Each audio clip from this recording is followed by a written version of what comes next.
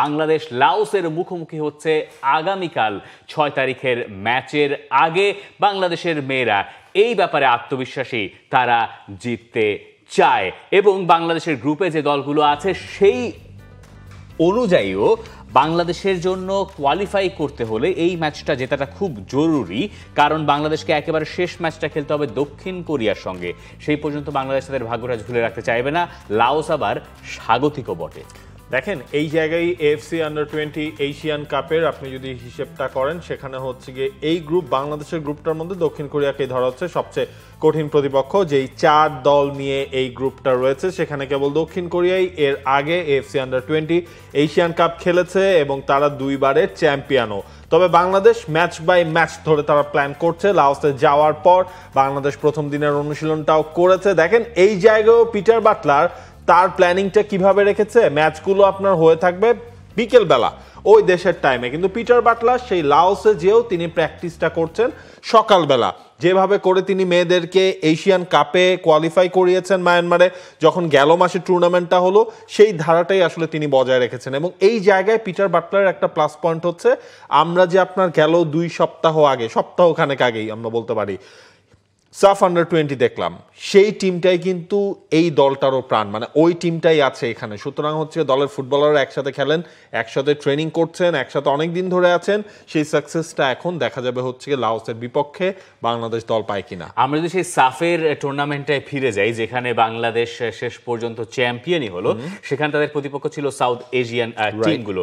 বাংলাদেশ সেই জায়গায় যে খুব ধারাবাহিক পারফর্ম করেছে সেটা বলা যাবে, কিন্তু পিটার বাটলার কোথাও কোথাও গিয়ে যেন একটু তার অতৃপ্তি ছিল, যেগুলো তিনি আড়ালো করেন নাই।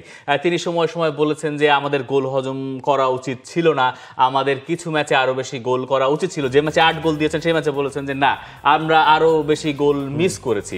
এই যে তার ভেতরে যে অতৃপ্তিগুলো ছিল, সেগুলো এই টুর্নামেন্টে, এই AFC টুর্নামেন্টের জন্যই। কারণ তিনি জানেন যে এরপরে তাকে মুখোমুখি হতে হবে লাওসের, সাউথ কোরিয়ার, তিমুর লেস্তের, এবং সেখানে কোয়ালিফাই করতে গেলে আপনাকে প্রথমত গ্রুপ চ্যাম্পিয়ন হতে হবে। গ্রুপ চ্যাম্পিয়ন না হলে রানার্স আপ, তাও আবার শুধুমাত্র রানার্স আপ না, বেস্ট 4টা রানার্স আপের ভেতরে 5টা রানার্স আপের ভেতরে। এই জায়গায় হচ্ছে কি আপনার টোটাল 8টা গ্রুপ, হ্যাঁ, AFC আন্ডার-20 আন্ডার-20 8টা গ্রুপের 8টা চ্যাম্পিয়ন যাবে এবং হচ্ছে 8টা এবং মোট 12টা টিম, মোট 12টা টিম। তো 8টা গ্রুপের 8টা চ্যাম্পিয়ন, 3টা বেস্ট রানার্স আপ এবং হচ্ছে থাইল্যান্ড, তারা হচ্ছে সামনের বারের হোস্ট করবে এই টুর্নামেন্টটা, সেই থাইল্যান্ড যাচ্ছে। সুতরাং আপনার 8 গ্রুপ চ্যাম্পিয়নের সাথে 3টা বেস্ট রানার্স আপ যাবে। সেই জায়গাটাতেও বাংলাদেশের কম্পিটিশন রয়েছে এবং বাংলাদেশের মানে এই জায়গায় বলবো ফিক্সচারটায় একটা যেটা সুবিধা হয়েছে, সেটা বাংলাদেশের লাস্ট গেমটা পড়েছে যে আপনার কোরিয়ার সাথে।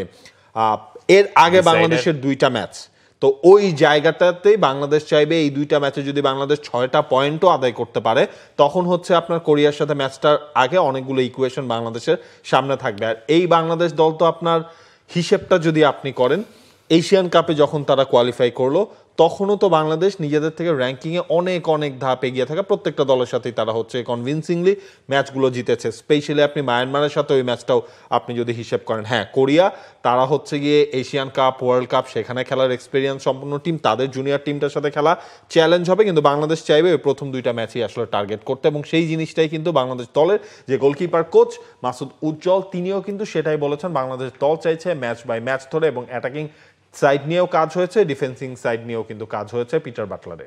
আমরা ম্যাচ বাই ম্যাচ টার্গেট করছি, ওই হিসেবে প্রথম ম্যাচটা তো খুবই গুরুত্বপূর্ণ। প্রথম ম্যাচ আমরা ভালোভাবে জয় নিয়ে মাঠ ছাড়তে চাচ্ছি, যেটা আসলে আমাদেরকে পরবর্তী রাউন্ডে যেতে সাহায্য করবে। সবসময় এটা বলা হয় যে first match of the tournament হচ্ছে সবচেয়ে ইম্পর্টেন্ট ম্যাচ। এটার কারণটা এরকম যে একটা ভালো সূচনা, যেহেতু ছোট একটা টুর্নামেন্ট, মানে 3টা মাত্র ম্যাচ আপনি খেলার সুযোগ পাবেন, এর ভেতরে আপনার ভাগ্যটা নির্ধারণ হয়ে যাবে। সেখানে ভুল চুকের সুযোগ আসলে নেই বললেই চলে। বাংলাদেশের সাফের পারফরমেন্স থেকে মাঝের বিরতি এবং তারপর এই আন্ডার-20 বাছাই, যে দলটা এরই মধ্যে এশিয়ান কাপে জায়গা করে নিয়েছে, মূল দলটা, জাতীয় দলটা, সেখানে এই বয়সভিত্তিক দলটার কাছ থেকে প্রত্যাশা তো মানুষের ওই জায়গায় গিয়ে ঠেকেছে যে তোমাদেরকে আসলে ভালো করতেই হবে টাইপ। হ্যাঁ, ওই দল যেটা কোয়ালিফাই করেছে সেটার ফুটবলাররা কিন্তু এই দলেও আছে, মানে আপনি ধরতেই পারেন সেখানে আছে। ইনফ্যাক্ট হচ্ছে আপনার এই যে আমরা সাফ আন্ডার-20 যে দেখলাম, আমরা কিন্তু মোটামুটি ধারণা করতে পারি বাংলাদেশের লাইন আপটাও কেমন হতে পারে। সেই জায়গাটার মধ্যেও কিন্তু হচ্ছে পিটার বাটলার সেই ট্রাইগুলো করেছেন। আপনি খেয়াল করে দেখেন সাফ আন্ডার-20 ওই প্রথম 2টা ম্যাচ আর লাস্ট ম্যাচটা মাঝখানের যে ম্যাচগুলো ছিল পিটার বাটলার কিন্তু প্রচুর রোটেট তিনি আসলে সেখানে করিয়েছেন। আলটিমেটলি নেপালের এগেনস্টে লাস্ট যে ম্যাচটা হয়ে দাঁড়িয়েছিল অলিখিত ফাইনাল, সেই ম্যাচটাতে বাংলাদেশ একটা ফুল ফেস 11 নিয়ে বাংলাদেশ নেমেছে।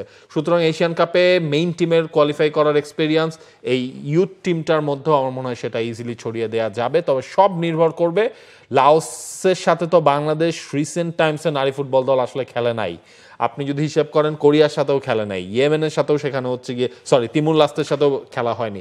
ওই জায়গাটার মধ্যে একটা অচেনা প্রতিপক্ষ, ওইটা একটা ভয় আছে, এছাড়াও মনে হয় কোনো ভয় নেই। লাওস মেন্স টিমের সঙ্গে বাংলাদেশ কিন্তু মোটামুটি ভালোই খেলে এবং নিয়মিত জিতেও থাকে। এখন যে কাজটা উইমেন্স ফুটবল টিমের কাছ থেকে প্রত্যাশা যে অন্ততপক্ষে আর কোনো জায়গায় আপনারা পুরুষ ফুটবলকে ফলো না করেন, এই জায়গায় ফলো করলে আপনাদের সেই যাত্রাটা হয়তো সুখের হবে।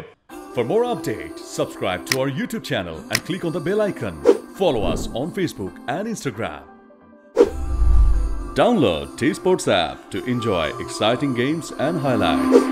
Visit tsports.com.